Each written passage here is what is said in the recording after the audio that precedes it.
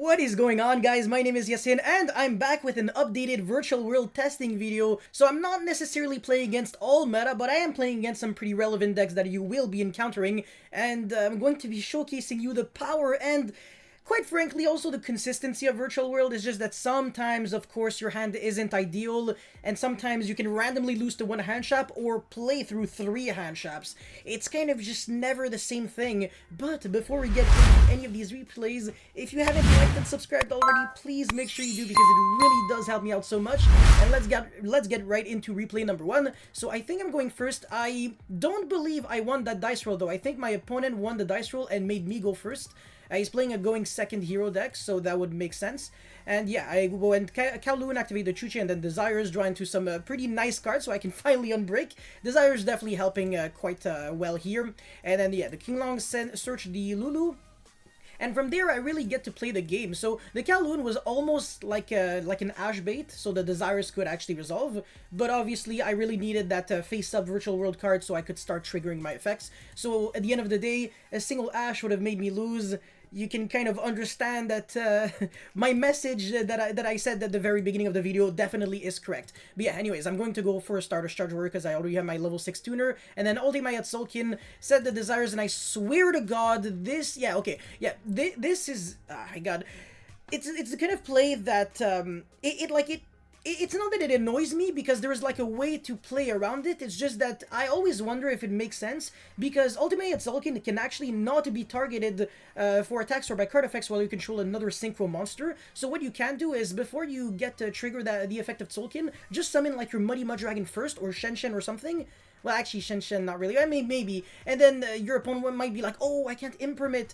So, yeah, just something to keep into consideration, because of the YCS, my opponents were playing around imperm very, very well. They were great. Every single time they were trying to trigger the effect of Tzolk'in, they already had another Synchro on the field. So I had to, like, Valor the Tzolk'in preemptively, just to play around that clause. But anyways, summoning the GG, so the Nyan comes back, and I have my Muddy Mudragon. Muddy Mudragon? Oh my God, the fusion is, like, so... Oh my God.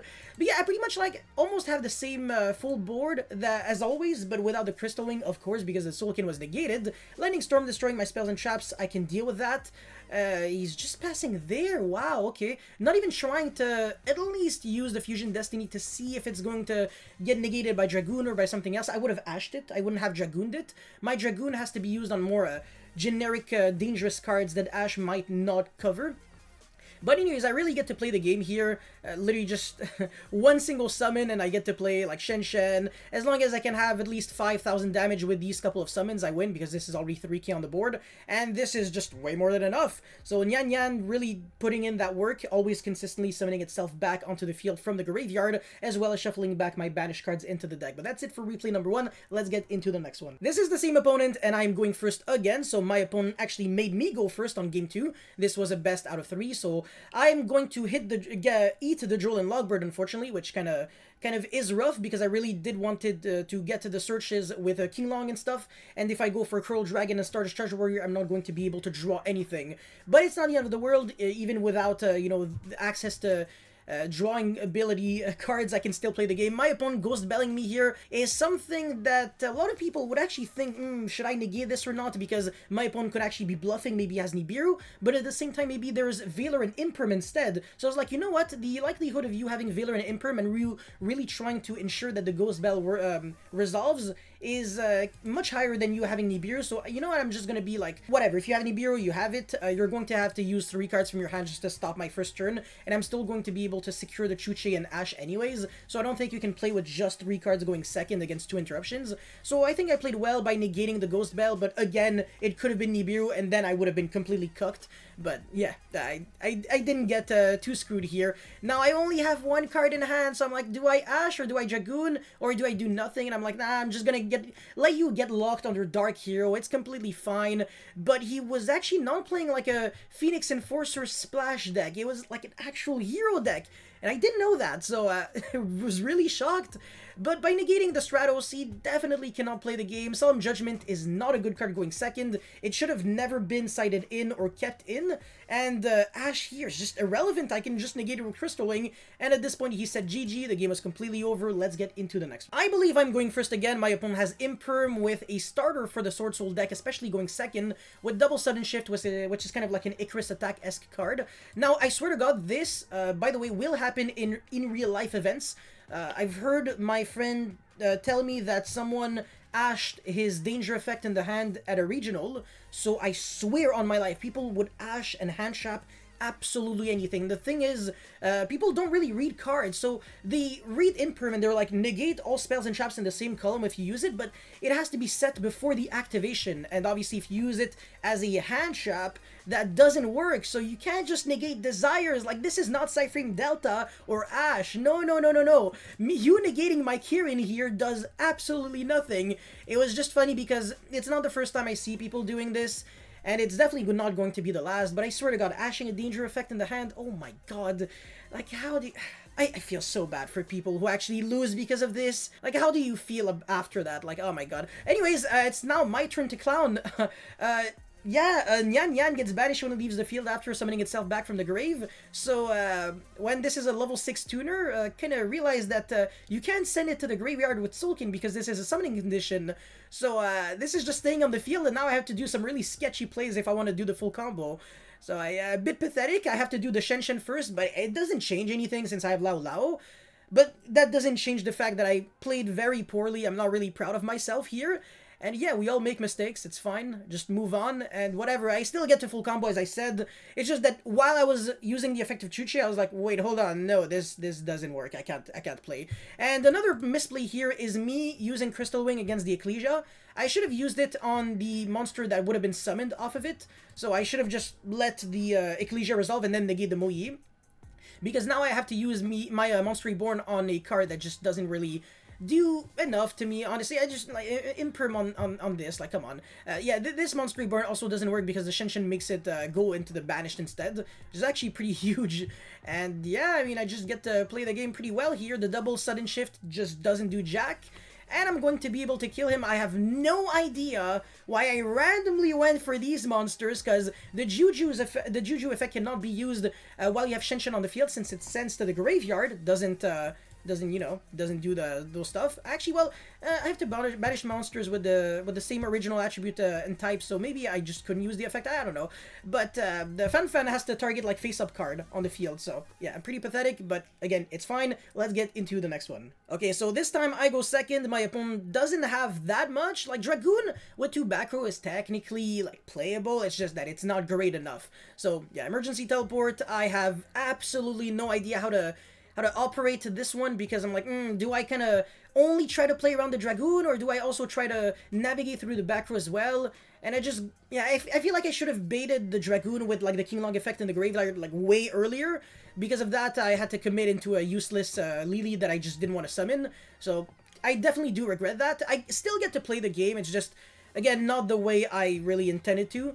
But whatever, I get to Shen Shen pass and clear everything because he had to waste the Dragoon negate on the Lulu effect in the hand.